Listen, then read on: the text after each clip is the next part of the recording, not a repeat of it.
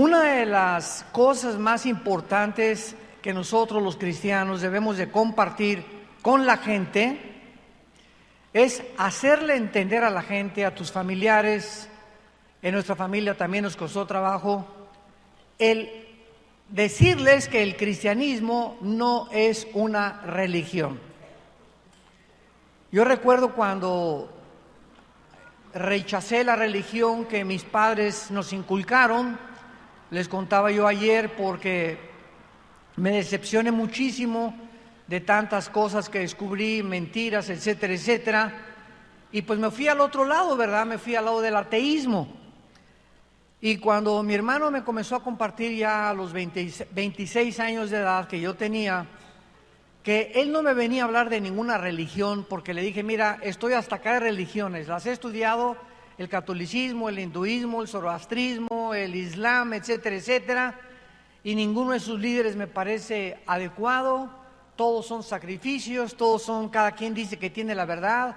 A ver, le dije a mi hermano, ¿cuál de las religiones es la verdad?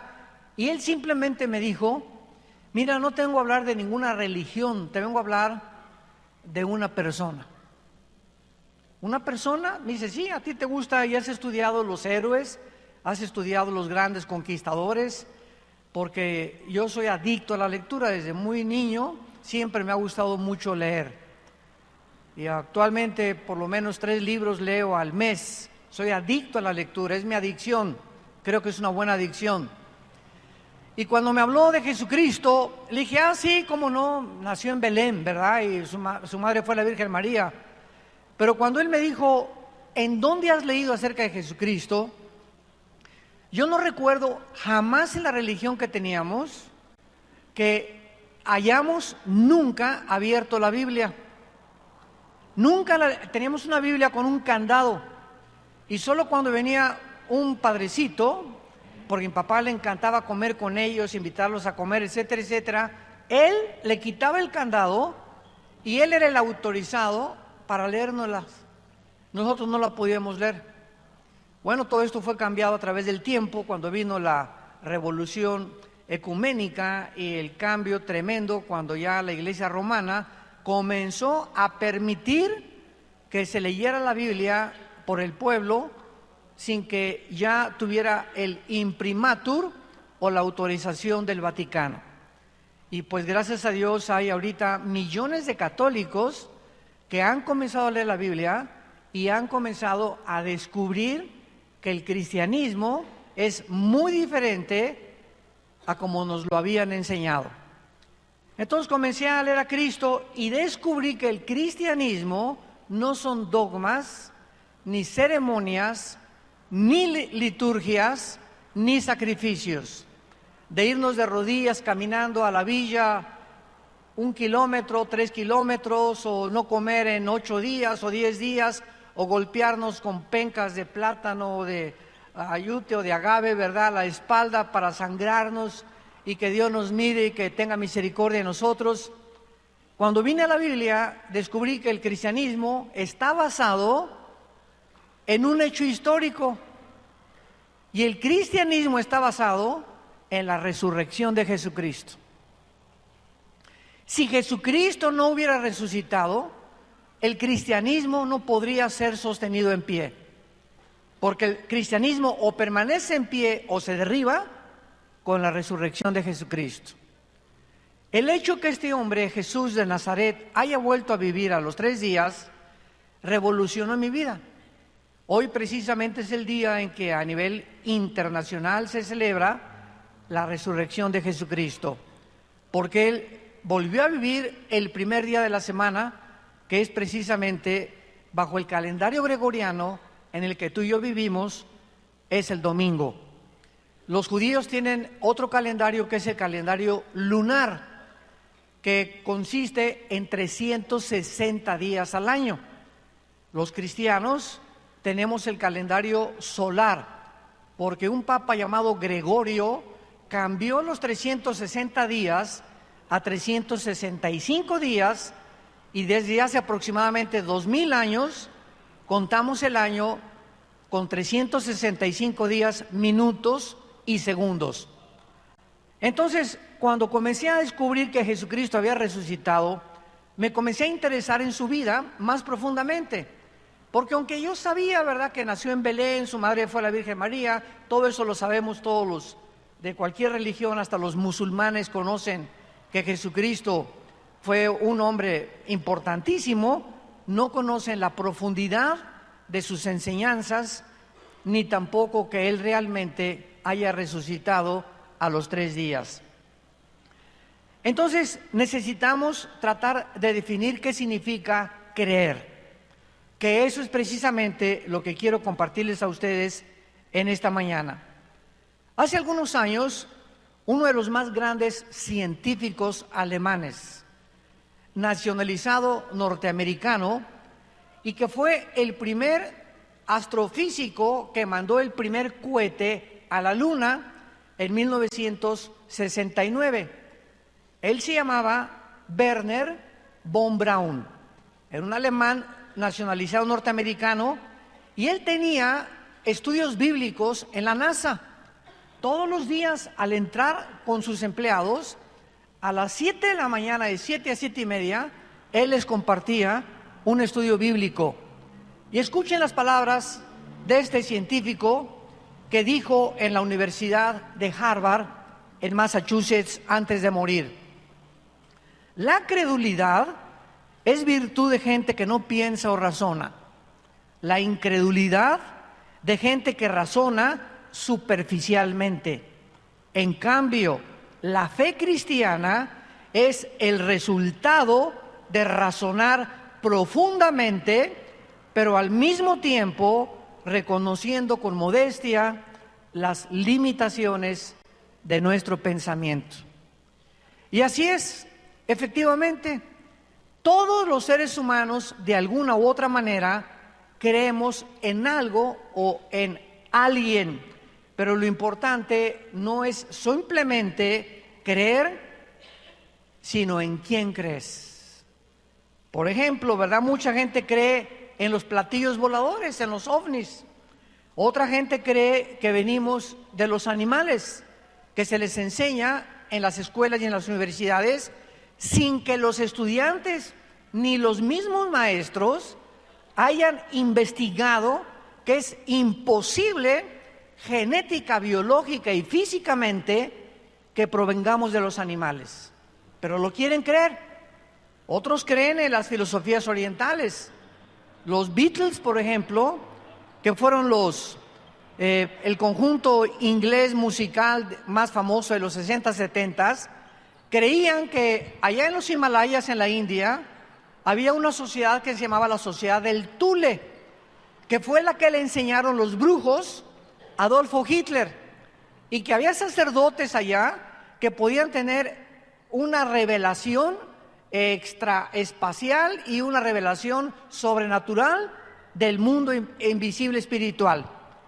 Y los Beatles comenzaron a creer en eso.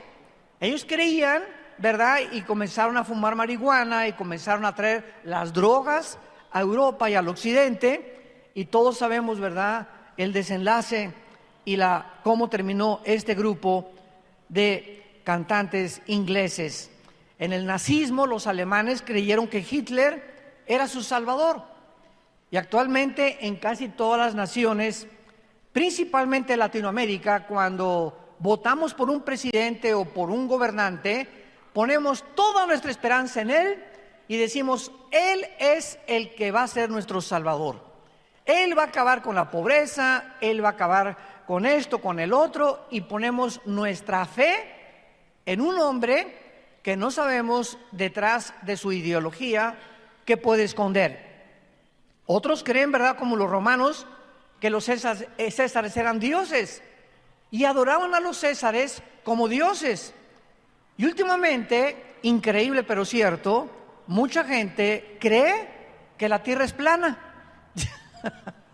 No sé si han oído ustedes eso, pero es una nueva creencia. Yo llego a muchos lugares donde hay estudiantes universitarios y me dicen: ¿usted sabe que la tierra es plana? Siempre les contesto: ¿de cuál fumaron?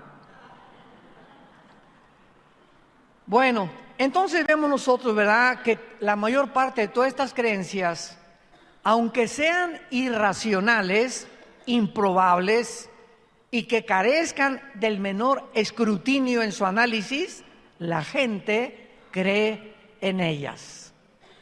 Y cuando nosotros comenzamos a decir que creemos en un personaje histórico que se llama Jesucristo, comenzamos a descubrir que nuestra fe es válida porque tiene un sostén histórico, geográfico, arqueológico, químico, físico y de cualquier disciplina académica que me quieras mencionar.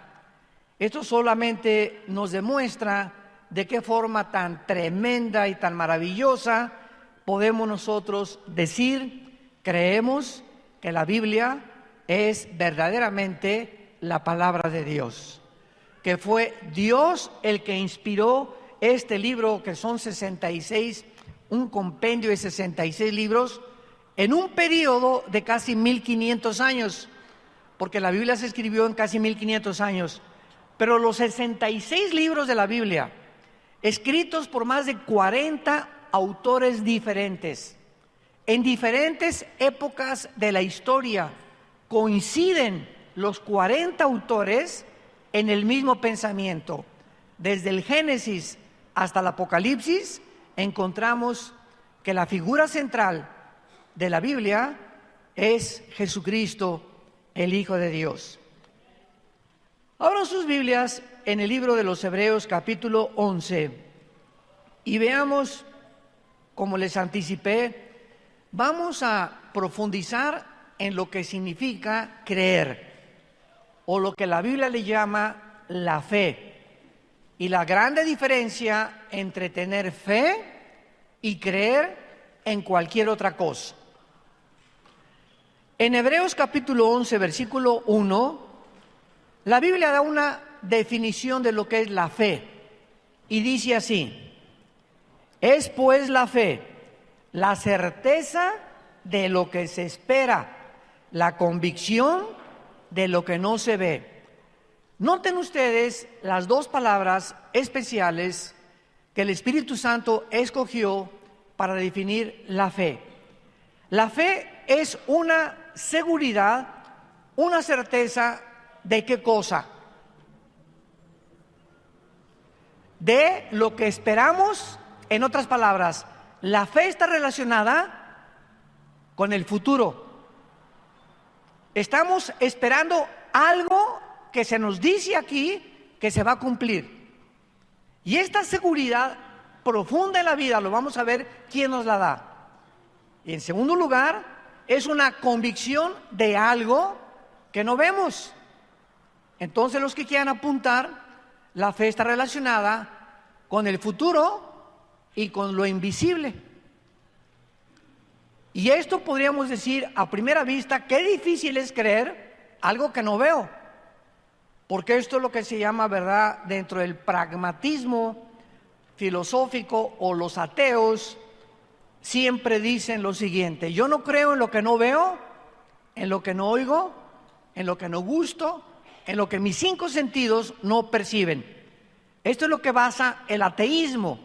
Ellos tienen que ver, oír, sentir para creer, y a nosotros se nos manda lo contrario. Entonces, cuando alguien dice que tiene fe, por ejemplo, yo tengo fe en que me voy a sacar la lotería, esa no es fe, porque no está escrito que te vas a sacar la lotería. Yo tengo fe en que mi hijo se va a sanar. Bueno, puede ser y no puede ser, porque Dios nos promete que Él va a sanar todas las enfermedades. Puede ser que muchas veces sea mucho mejor que muchas personas se vayan a la otra vida, que está mucho mejor que seguir sufriendo en este mundo. Entonces, hay mucha gente que cuando dice tengo fe en algo, no sabe lo que están diciendo. Nuestra fe tiene que estar basada en las promesas de Dios. Si Dios no me lo ha prometido, yo no tengo por qué decir que es fe. No es fe, es una creencia, porque la fe tiene que ser sostenida por la palabra de Dios. Y así existe una grande diferencia entre el cristianismo y todas las religiones del mundo. ¿Saben ustedes cuál es la diferencia entre el cristianismo y el catolicismo, el hinduismo, el islam, el zoroastraísmo y todas las demás creencias que hay en el mundo? Dos cosas principales. Todas las religiones, sin excepción, todas las religiones creen que para ser una persona salvada necesita hacer buenas obras. Todas sin excepción. Y en segundo lugar, que se necesitan hacer ciertos sacrificios. Los mismos aztecas, tribus indígenas, le ofrecían a los dioses el corazón de los seres humanos, porque algo dentro del alma humana nos dice que tenemos que hacer algo o algún sacrificio, purgar la mala conciencia con la que nacimos. Los egipcios enterraban a sus víctimas con su espada y con comida. ¿Quién les dijo a los egipcios que iba a haber vida después de la vida? Los hindúes creen que es la religión más antigua del mundo, el hinduismo es la religión más antigua del mundo, creían o siguen creyendo en la reencarnación, que cuando alguien muere, regresas de cucaracha a un ratón o a una vaca. Entonces, una de las cosas más irracionales dentro de esta religión es la siguiente: si realmente hay una evolución en la reencarnación, porque la India sigue siendo uno de los países más pobres del mundo. Ya era para que hubieran evolucionado, ¿verdad?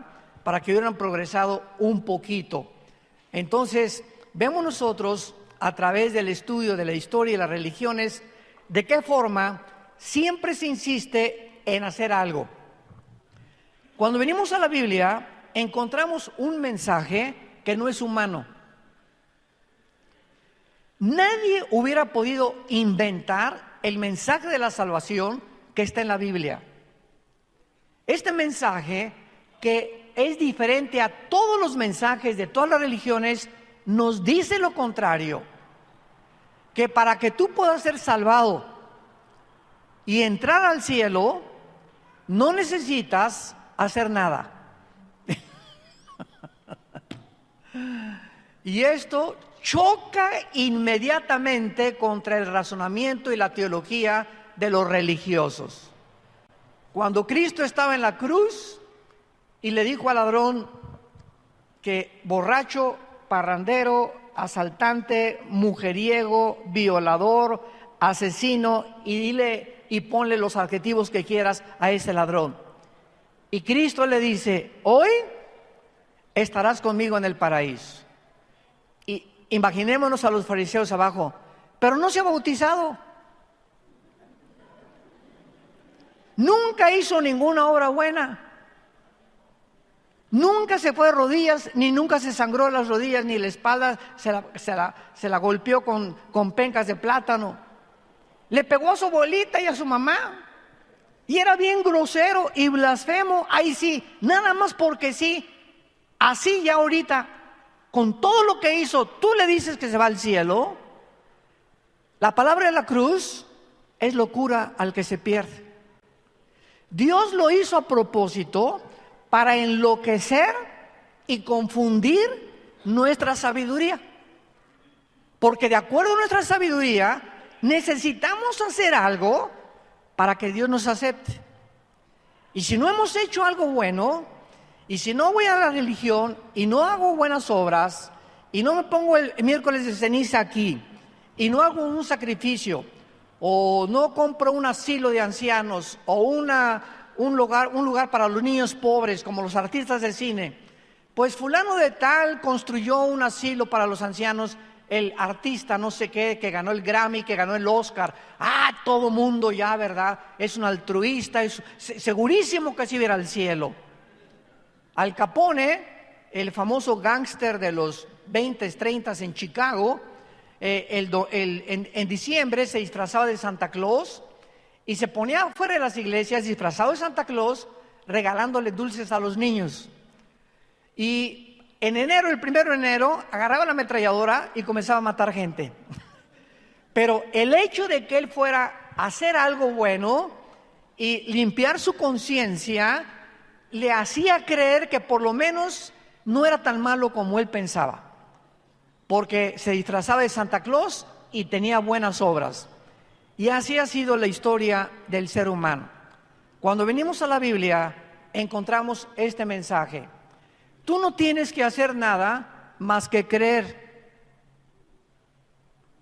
¿Más que creer en qué cosa? En que ese hombre que moría en la cruz del Calvario pagó por todo lo que el ladrón hizo en toda su vida. Va a pagar por todo lo que tú has hecho en toda tu vida. Y cuando tú vienes y nos dices: es que usted no sabe que yo llevo 5 abortos. Usted no se imagina, como me dijo un reo en una prisión de máxima seguridad en México, cuando fui a predicar. Al acabar el mensaje se acercó conmigo este reo y me dice: es que pastor, usted no sabe que yo debo 25 vidas. A los 14 años en Veracruz, me dijo, comencé a convertirme en un gatillero de un político y me dieron 25,000 pesos por matar a una persona de la política. A los 16 llevaba yo 5 personas y a los 25 años me mandaron a matar a alguien a la Ciudad de México. Iba yo manejando por el periférico, traía mi revólver 38 y alguien se me atravesó y saqué la pistola y lo maté. Y estoy en la cárcel purgando 15 años por ese crimen del periférico. La policía no sabe que yo llevo 24 antes que el del periférico.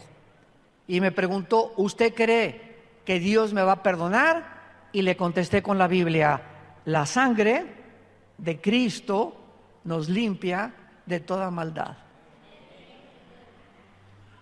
Y cuando el ser humano escucha eso, que Dios paga en nuestro lugar en la persona de su Hijo, para que todo nuestro pasado, no importa lo negro que haya sido, nos regala, porque es un regalo, no tenemos que hacer nada, la salvación. Esta palabra es la única palabra que ninguna religión tiene. Porque una vez me preguntaron eso: ¿podría usted definir qué es el cristianismo con una sola palabra? Y les contesté inmediatamente: gracia. Porque por gracia somos salvos. Efesios 2, 8 y 9. Porque por gracia somos salvos por medio de creer. Simplemente Dios nos manda a decir: crean lo que mi Hijo hizo en el lugar de ustedes y te regalo la salvación. Es un regalo inmerecido. Pero después de que recibimos la salvación, nuestras buenas obras que tenemos que hacer, ya no las hacemos para recibir la salvación, sino como un fruto de que ya hemos sido salvados. Porque la fe sin obras es muerta. Un cristiano que dice: soy cristiano y Dios me salvó, y sigue portándose igual a como se portaba antes de ser cristiano, es la fe de los demonios. Una vez una señora me dice: oiga, pastor, yo siempre he creído en Dios. Y le dije: ¿en cuál Dios? ¿Cómo que en cuál Dios? Le dije: sí, los hindúes tienen millones de dioses, los griegos tenían los dioses al Apolo y Zeus, etcétera, etcétera. Creer en Dios no basta. El diablo no es ateo. El diablo también cree en Dios y los demonios creen en Dios, pero no lo obedecen. Entonces, si tú dices que tú eres cristiano y has creído en el nombre de Jesucristo, forzosamente tu vida tiene que ser cambiada. Amas más a tu esposa, amas más a tus hijos, comienzas a leer la Biblia. Un cristiano que no lee la Biblia y que me dices: tengo un mes que no leo la Biblia, tengo un mes que no oro, no eres un cristiano, eres un religioso. El cristiano es la persona que ha tenido un encuentro sincero con Cristo, ha creído que Él pagó por sus pecados, se ha arrepentido de sus pecados y le ha dicho: Señor, lávame, perdóname, soy la peor persona, vengo como un limosnero a la cruz, no vengo ofreciéndote nada. Tenemos que llegar como limosneros para que Dios nos acepte. Pero cuando llegas a la cruz, bueno, mira, Señor, hice un asilo de ancianos, y también un orfanatorio para niños, y no he sido adúltero, y no he robado, y no soy como esa prostituta fea con cara de ardilla, ¿verdad? No, ni tampoco soy narcotraficante. Si llegamos a la cruz justificándonos y diciéndole a Dios que no somos tan malos como muchos que sí son malos, Dios nos rechaza. Porque tenemos que venir como somos, no tenemos nada que ofrecerles. Aunque te digan en Oaxaca que eres la Rosa de Castilla. Y aunque te digan que has sido San Clodomiro de Tule. Si tú vienes a la cruz creyendo que tú mereces algo, la salvación no es para ti. Él vino por los enfermos, por los que reconocen que están enfermos y que necesitamos un encuentro con Él. Vayamos a Juan capítulo 4, el Evangelio de Juan capítulo 4, y veamos todo este ejemplo que hemos estado en este momento desarrollando en el caso de una mujer de lo peor, la famosa mujer samaritana, una mujer que no iba a misa, una mujer que no iba, ¿verdad?, que no se podía jactar de que fuera buena, era una mujer prostituta, era una mujer adúltera, y cuando se le encuentra a Cristo, ni siquiera estaba casada con la persona que estaba viviendo, vivía en Amaciato. Y veamos el encuentro entre esta mujer y Jesucristo. Cuando Jesucristo se le encuentra en el capítulo 4, versículo 9, la mujer samaritana se impresionó al principio porque los judíos no podían pasar por Samaria. Cuando vino la cautividad babilónica, 600 años antes de Cristo, por los babilonios, muchos judíos en Samaria regresaron con muchas costumbres babilónicas y mezclaron el judaísmo con las religiones babilónicas, y entonces los judíos ortodoxos dijeron: no, ustedes no son como nosotros, y ni siquiera se atrevían a pasar de Judea hacia el norte por Babilonia, por Samaria. Entonces, cuando Cristo entra a Samaria con sus discípulos, los discípulos iban, nos imaginamos, ¿verdad? Híjole, si alguien nos ve y nos toma una foto ahorita, o si alguien ahorita se da cuenta que estamos aquí, nos van a llamar que cómo andamos con pecadores, cómo podemos atravesar por un lugar que no es digno de nosotros ni de nuestra religión. Y le dice la mujer: ¿cómo tú, siendo judío, me pides de beber? Por eso se sorprendió. Yo soy mujer samaritana, porque judíos y samaritanos no se tratan entre sí. Aquí había ya un prejuicio cultural entre dos grupos étnicos. Cristo le responde: si tú conocieras el don de Dios y quién es el que te dice dame de beber, tú le pedirías y Él te daría agua viva. Cristo aprovecha la ocasión para poder convertir una conversación terrenal. Era una mujer que eran las 12 del día.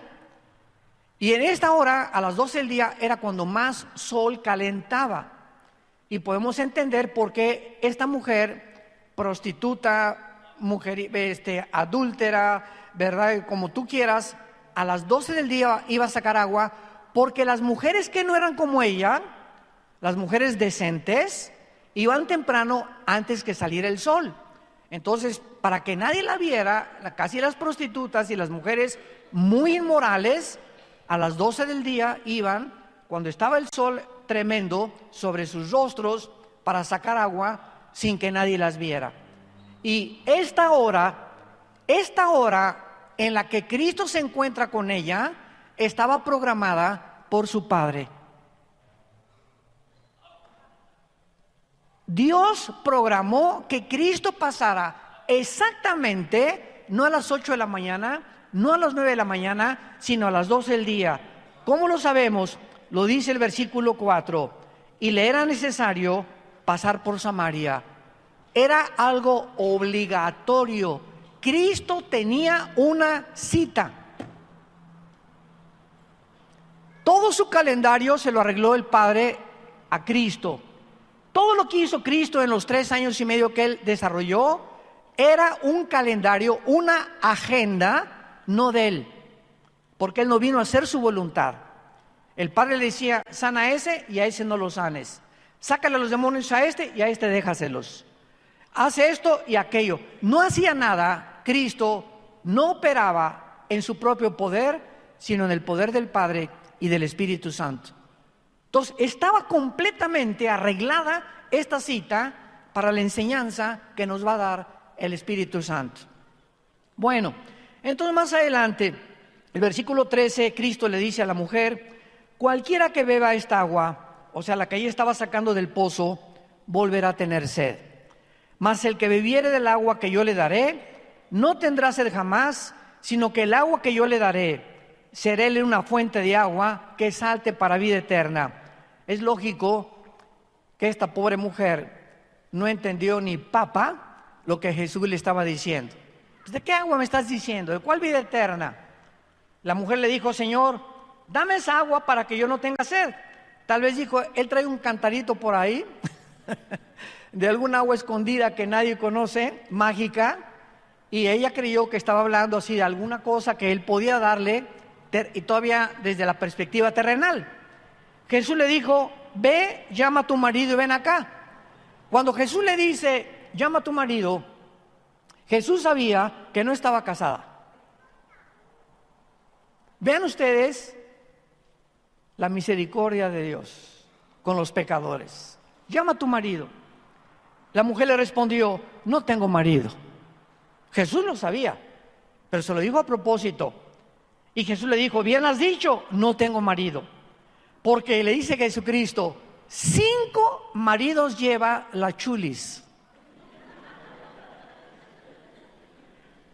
Ahora Cristo comienza a revelarse a ella sobrenaturalmente y a demostrarle que realmente Él no era cualquier hombre, sino que realmente conocía su pasado sin que jamás antes la haya visto. 5 maridos tienes, le dice Jesucristo, y al que ahora tienes no es tu marido. Pecadora, borracha, parrandera, te vas a ir al infierno. ¿Eso le dijo? Nunca, jamás Jesús la condenó. Ella era ignorante de la religión, como lo vamos a ver a continuación. Esto has dicho con verdad. Entonces la mujer, versículo 19, le dijo, Señor, me parece que tú eres profeta. Y vea la respuesta de la mujer. Nuestros padres adoraron en ese monte. Ustedes dicen que en Jerusalén es el lugar donde se debe adorar. Esta mujer, inmoral, al mismo tiempo de ser adúltera y llevar 5 maridos, era una mujer religiosa. ¿Cuántos conoces así de tú? Que tienen su amante, pero se persignan el domingo. O van a alguna iglesia el domingo. Que roban y asaltan y matan, pero traen una medallota con la Virgen de la Macarena. Estamos llenos de toda esa gente que creen que simplemente una religión es cumplir y poder hacer y vivir como te da la gana. Entonces, esta mujer le plantea a Cristo un problema que es de los más grandes de toda la historia. Y una pregunta que yo traía en mi mente también por muchos años. Los católicos dicen que en la iglesia católica. Los protestantes dicen que en la iglesia protestante. Los mormones dicen que en la iglesia mormona. Los musulmanes dicen que Mahoma. Y así encontramos nosotros una situación de dilema donde nos preguntamos algún día, ¿cuál de todas las religiones dice la verdad? ¿Cuál es la verdadera iglesia? No sé cuántos de ustedes se han planteado esa pregunta, pero yo me la hice. Y vean que la Biblia nos da la respuesta. Jesús le dijo, mujer, créeme. Aquí llegamos al final de nuestra búsqueda. Cuando yo leí esto, entendí que no es a Buda, no es al Papa, no es la religión esta o no es la iglesia. Tenemos que creerle a un hombre que se llama Jesús. Créele a Jesús. Comienza a leer la persona y la vida de Jesús en la Biblia. Ese es el mandamiento que se nos da, creerle a Él. Y cuando yo entendí eso, entendí lo que Jesús dijo a continuación. La hora viene cuando ni en esa iglesia, ni los mormones, ni los hindúes, ni los católicos, ni en Jerusalén adorarán al Padre. Ustedes adoran lo que no saben. Y así están nuestras familiares, tus primos, tus amigos. Así estábamos nosotros, muchos cristianos. Ahí me enseñaron desde niño a adorar algo que en la religión a la que pertenecíamos, entrábamos, era un edificio y olía a incienso. Y al entrar en ese edificio, no hables, porque aquí está Dios. Ahí está Dios en el edificio. Tápate la cabeza en respeto, porque aquí está Dios. Y nada más me decían, párate, siéntate, párate, siéntate. Y oía yo, introigo al altare Dei, avea un collettifica juventud mean, quia tues Deus, quartes Deo, quartes de republistis. En latín, quién sabe qué estará diciendo. Pero salí de la iglesia, ¡que viva Zapata! Pero al entrar a ese edificio, ahí estaba Dios. Así nos enseñaron de niños a nosotros, como a muchos religiosos. Entonces, venimos a la Biblia y encontramos que Dios no habita en templos ni en edificios hechos por nosotros. Y es lo que Cristo le dijo a la mujer, viene la hora cuando se acabaron los edificios. Los edificios ya no se van a llamar templos. No le llamamos templo al edificio. Ahora el templo es nuestro corazón con el Espíritu Santo. 1 Corintios 6, 19 y 20. ¿No sabéis que sois templo de Dios y que el Espíritu Santo mora en vosotros? Se nos caen las vendas y ahora donde 2 o 3 se reúnan, ahí se encuentra la iglesia de Dios. La iglesia no son edificios, no son liturgias, no son ceremonias, no son desfiles, no son golpes de pecho. La iglesia somos los seres humanos, el cuerpo de Cristo. Vean ustedes cómo comienzan las vendas a caerse y a entender lo que adorábamos, lo que no sabíamos. Cuando Pablo en Hechos 17 llegó a Atenas, había una estatua grandísima que decía al Dios desconocido. Los atenienses, los filósofos, Sócrates y los estoicos y todos ellos que amaban la razón y la verdad, adoraban a dioses que no conocían. Y así es, ese es un religioso. Adoran lo que no saben. El Islam viene y se hinca y no adoran a Mahoma porque no saben que Mahoma está vivo. El budismo es una religión atea. ¿Me oíste bien? Es una religión atea. Oiga, ¿pero qué religiones ateas? Es que la palabra religión no significa creer en Dios. El comunismo está considerado que es una ideología política en una otra religión. Virgen del Socorro. ¡Cuánta ignorancia! ¡Cuánta ignorancia! El día que conozcas la verdad te hará libre, dijo Jesucristo. Y esta mañana te habla Jesucristo a que le conozcas a Él, a que entiendas que Él es en el que quiere Dios que creamos. porque Él es la resurrección de la vida. Él te quiere perdonar en esta mañana, no importa lo que tú hayas hecho, y tú tienes que comprender simplemente que lo necesitas, y que si Él no entra a tu vida, vas a seguir igual, y no vas a poder cambiar, porque necesitamos el poder del Espíritu Santo para poder vivir la vida que es agradable delante de sus ojos. Oremos. Te damos gracias, Señor, por tu palabra en esta mañana, y te damos gracias porque tú eres el camino, el único camino, la única verdad, absoluta, inexorable, eterna, y tú eres la vida eterna.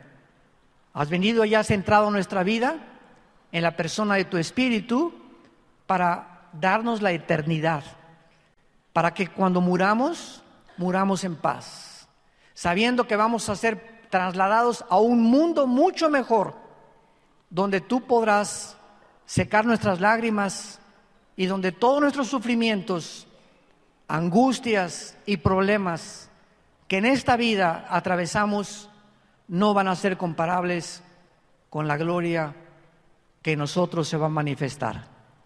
Ven a Jesús en esta mañana y dile ahí desde tu lugar. Los que nos observan por la televisión lo pueden hacer también diciéndole: Padre Santo que estás en el cielo, te pido perdón por mis pecados. Ahora he comprendido que no puedo hacer nada por borrar mis pecados del pasado, más que creer, confiar, saber que tú en esa cruz pagaste con tu sangre por ellos, y lo creo y te pido que entres a mi vida, porque creo que a los 3 días volviste a vivir. Tú eres la resurrección y la vida, dándome la promesa que el día que yo muera volveré a vivir y te veré cara a cara y podré saber que mi fe no fue en vano. En el nombre de Jesús. Amén. Gracias a Dios por este mensaje. Gracias a Dios por la palabra de Dios. Gracias por la Biblia.